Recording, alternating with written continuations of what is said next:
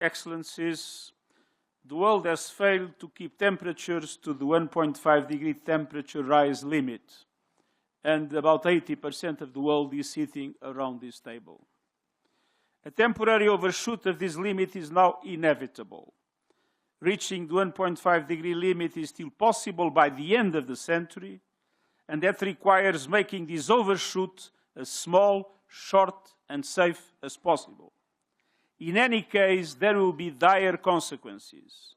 More and worse heat waves, wildfires, floods, hurricanes, and hunger.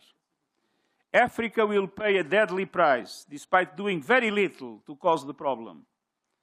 Avoiding more climate chaos means bridging the adaptation gap urgently as an essential element of climate justice. Developed countries must keep their promises, starting by doubling adaptation finance this year, and it is my firm belief that it is possible to triple adaptation finance by 2030 with the contribution of the multilateral development banks, as in COP29 in Baku. We must also safeguard the credibility of the Baku finance goals and capitalize the loss and damage fund, including innovative tools of finance.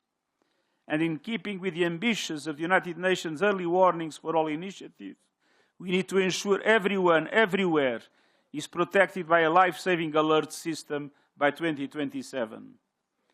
We also need investments in resilience and technology to boost and protect food systems in the face of climate shocks and disasters.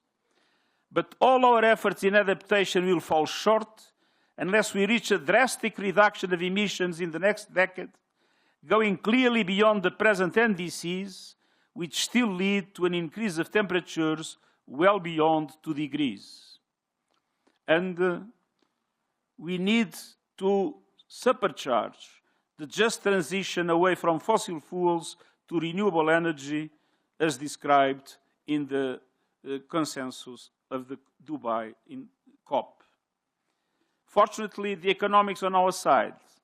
Last year, 90% of new power capacity came from renewables. Renewables are now the cheapest source of new electricity in nearly every country, and ensuring all countries benefit means providing financing and technology to help developing countries invest in grids, storage, and efficiency. And it means supporting workers and communities affected by the transition through training, protection, and new opportunities. All of these requires massive investment, debt relief, greater access to concessional finance, reform of the global financial system, all to give developing countries representation that reflects the realities of today's global economy.